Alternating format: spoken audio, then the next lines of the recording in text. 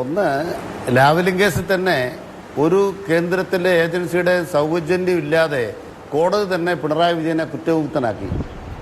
ഇനി അതിൽ കേന്ദ്രത്തിന്റെ ഏതെങ്കിലും സൗജന്യം വേണ്ടവരും എന്ന് ആരാ ചിന്തിക്കുന്നത്? സെക്കൻഡ് അപ്പീൽ അവിടെ കിടക്കുക. അതാണ് നിങ്ങൾ മനസ്സിലാക്കേണ്ടത്.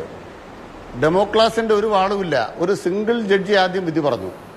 ഹൈക്കോടതിയുടെ അപ്പീൽ കോടതി അത് ശരിവെച്ചു. എന്തുകൊണ്ടാണ് സുപ്രീം കോടതി അത് എടുക്കാത്തത്? അത് അവിടെ സെക്കൻഡ് അപ്പീലായിട്ട് കിടക്കുകയാണ്.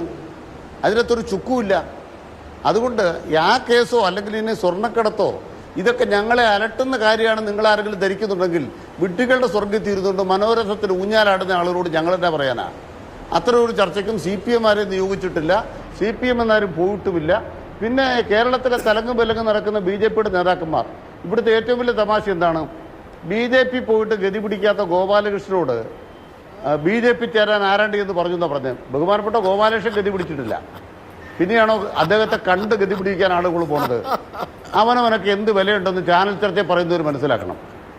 പിന്നെ അദ്ദേഹം പറഞ്ഞല്ലോ, ഞാൻ പോയി ചർച്ചയ്ക്ക് ഇരിക്കുമെന്ന്. അനിൽകുമാർ പോയി BJP ചേരാൻ ചർച്ചയ്ക്ക് ഇരിക്കുമെന്ന്. അഭിമാനിയായ ഒരു കമ്മ്യൂണിസ്റ്റുകാരനായ ഒരു പിതാവ് എനിക്കുണ്ടായിരുന്നു. എൻ്റെ അഭിമാനിയായ അച്ഛൻ ഇപ്പൊ ജീവിച്ചിരിപ്പില്ല. അത്ര ഒരു ജീവിത അവസ്ഥയുടെ അഭാവം ബഹുമാനപ്പെട്ട ഗോപാലകൃഷ്ണൻ ഉണ്ടെങ്കിൽ അദ്ദേഹത്തിന് ഇത്തരം സംശയങ്ങളൊക്കെ വരും. പക്ഷെ ഞങ്ങൾക്ക് ആ സംശയങ്ങൾ വരില്ല. അതുകൊണ്ട് തന്നെ അത്തരം വർത്തമാനങ്ങളൊന്നും വ്യക്തിപരമായി പറയരുത്. ഇവിടെ കോൺഗ്രസിന്റെ നേതാവ് പറഞ്ഞ കാര്യം എന്താണ്? അദ്ദേഹം പറഞ്ഞു, സൂറത്തിൽ എന്തുകൊണ്ട് CPM നോമിനേഷൻ കൊടുത്തില്ല? നല്ല ചോദ്യം. ബഹുമാനപ്പെട്ട കോൺഗ്രസ് നേതാവിനോട് പറയുന്നു, കർണാടകത്തിൽ ഞങ്ങൾ ഒരു സീറ്റ് മത്സരിക്കുന്നു, ബാക്കി എല്ലാ സീറ്റിലും കോൺഗ്രസിന് പിന്തുണ. തെലങ്കാനയിലും ആന്ധ്രാപ്രദേശിലും ഞങ്ങൾ ഓരോ സീറ്റ് മത്സരിക്കുന്നു, ബാക്കി എല്ലാ സീറ്റിലും നിങ്ങൾക്ക് പിന്തുണ. ഛത്തീസ്ഗഡിൽ ഞങ്ങൾ ഒരു സീറ്റ് മത്സരിക്കുന്നു, ബാക്കി എല്ലാ സീറ്റിലും നിങ്ങൾക്ക് പിന്തുണ. ഞങ്ങൾ മഹാരാഷ്ട്രത്തിൽ ഒരു സീറ്റ് മത്സരിക്കുന്നു, CPI ഒരു സീറ്റ് മത്സരിക്കുന്നു, ബാക്കി എല്ലാ സീറ്റിലും മഹാവികാസ് അഗാഡി സഖ്യത്തിന് പിന്തുണ. UP എല്ലാ സീറ്റിലും പിന്തുണ. ഈ ഞങ്ങൾ പിന്തുണ നൽകുന്ന ഞങ്ങളെങ്ങനെ നോമിനേഷൻ കൊടുക്കുന്നു പറയുന്നത്? ഞങ്ങൾ ഇന്ത്യ മുന്നണിയുടെ ഭാഗമായതുകൊണ്ട് മുന്നണിയുടെ ഭാഗമായി സംസ്ഥാന സഖ്യങ്ങളുണ്ടായി. ബാക്കി സീറ്റുകളിൽ ഞങ്ങൾ പരിമിതപ്പെട്ട സീറ്റിലേ മത്സരിക്കുന്നുള്ളൂ. ആ സീറ്റിന്റെ എണ്ണം കുറയുന്നത് ഞങ്ങൾ ഇന്ത്യ സഖ്യത്തെ ജയിപ്പിക്കാൻ വേണ്ടി എടുക്കുന്ന ക്രിയാത്മകമായ നടപടിയാണ്. അതിന് സീതാറാം യെച്ചൂരി പറഞ്ഞ പോലെ കേരളത്തിൽ ഞങ്ങൾ ഇല്ലാതായിട്ട് ഇന്ത്യ മുന്നണി വളരാനല്ല. ഇടതുണ്ടെങ്കിലേ ഇന്ത്യയുള്ളൂ, ഇന്ത്യ മുന്നണിയുള്ളൂ. 2004 മാതൃകയിൽ ഒരു മുന്നണി ശക്തമായി നിൽക്കൂ. ഇതാണ് ഞങ്ങളുടെ കേസ്. ആ കേസ് ഞങ്ങൾ മുന്നോട്ട് വെക്കുമ്പോൾ ഞങ്ങളുടെ പ്രിയ നേതാവ് സഖാവ് പിണറായി ആക്രമിക്കാൻ നിങ്ങളുടെ നേതാവ് രാഹുൽ ഗാന്ധി ഇറങ്ങി പുറപ്പെട്ടാലോ? കെട്ടുകഥകളുമായി പറഞ്ഞു തീർത്താലോ?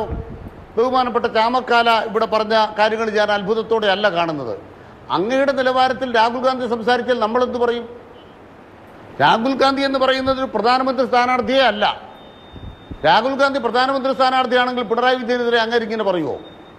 അതുകൊണ്ട് രാഹുൽ ഗാന്ധി പ്രധാനമന്ത്രിയാകുന്നത് പോയിട്ട് പ്രധാനമന്ത്രി സ്ഥാനാർത്ഥി അല്ല. ഇന്ത്യ മുന്നണിക്ക് പ്രധാനമന്ത്രി സ്ഥാനാർത്ഥി ഇല്ല. മാത്രമല്ല, ഇന്ത്യ മുന്നണിക്ക് ഒരൊറ്റ തീരുമാനമേ ഉള്ളൂ, ഇപ്പോൾ മോദി പ്രധാനമന്ത്രിയാകരുത്, ഒരു BJPക്കാരനും പ്രധാനമന്ത്രിയാകരുത്. അതിനുശേഷമോ? 2004 മൻമോഹൻ സിംഗ് പ്രധാനമന്ത്രി സ്ഥാനാർത്ഥിയായിരുന്നോ? ഒരു മൻമോഹൻ സിംഗ് പ്രധാനമന്ത്രി സ്ഥാനാർത്ഥിയല്ല, പക്ഷേ പ്രധാനമന്ത്രി ഉണ്ടായി. അതുകൊണ്ട് ഇന്ത്യക്ക് ഒരു ഭരണഘടന ഉണ്ടാകണം. ആ ഭരണഘടന അനുസൃതമായി പ്രധാനമന്ത്രി ഉണ്ടാകണം. നിങ്ങൾ എന്താ സംഭവിച്ചുകൊണ്ടിരിക്കുന്നത്? ഇന്ത്യ രാജ്യത്ത് നിങ്ങൾ ആദ്യം ഗാന്ധിയെ കൊന്നു BJPക്കാർ, അല്ലെങ്കിൽ അന്നത്തെ RSSകാർ, അവരുടെ നേതൃത്വത്തിലുള്ള ഒരു ഹിന്ദുത്വ രാഷ്ട്രീയം. അത് കഴിഞ്ഞ് സംഭവിച്ചെന്താണ്? നിങ്ങൾ നെഹ്റുയിസത്തെ നശിപ്പിച്ചു. പിന്നീട് നിങ്ങൾ കമ്മ്യൂണിസ്റ്റുകാരെ സോഷ്യലിസ്റ്റുകാരെ കൊല്ലാൻ വരുന്നു, മതന്യൂനപക്ഷങ്ങളെ ആക്രമിക്കാൻ വരുന്നു, അംബേദ്കറിസത്തെ ആക്രമിക്കാൻ വരുന്നു, ഭരണഘടനയെ കൊല്ലാൻ വരുന്നു. ഭരണഘടനയാണ് പോരാട്ടം നടത്തുന്നത്. ആ ഭരണഘടന മുൻനിർത്തിക്കൊണ്ട് പോരാട്ടം നടത്തുമ്പോൾ ജനങ്ങളുടെ ജീവിത പ്രശ്നങ്ങൾ അജണ്ടയിൽ വന്നപ്പോൾ 4ാം ഘട്ടത്തിലോ 5ാം ഘട്ടത്തിലോ കത്തിക്കാൻ പറ്റിരുന്ന വെടിമരുന്ന് ഇപ്പൊ തന്നെ പൊട്ടിച്ച് കമ്പക്കെട്ടിന് തീ കൊളുത്തി തുറന്നു കാട്ടപ്പെട്ടിരിക്കുന്നു മോദി. ഞാൻ ചോദിക്കുന്ന ചോദ്യം, നരേന്ദ്രമോദി വിശ്വഗുരുവും നരേന്ദ്രമോദി ഈ പറയുന്ന പോലെ അടുത്ത പ്രധാനമന്ത്രിയാകാൻ ശേഷിയുള്ളവനുമാണെങ്കിൽ യഥാർത്ഥത്തിൽ ഈ നരേന്ദ്രമോദി ഈ പണി കാണിക്കേണ്ട കാര്യമുണ്ടോ?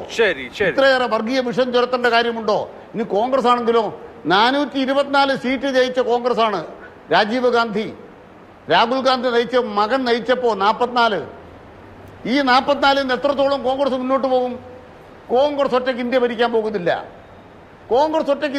പോകുന്നില്ല. ഇന്ത്യ ഭരിക്കാൻ 28 അംഗ രാഷ്ട്രീയ പാർട്ടികളുടെ ബദൽ ഇന്ത്യ സഖ്യമേ ഉള്ളൂ. ശരി, ആ ശരി. സഖ്യത്തിൽ ഓക്കേ, CPM ഉണ്ട്, CPI ഉണ്ട്, കേരള കോൺഗ്രസ് ഉണ്ട്. ശരി.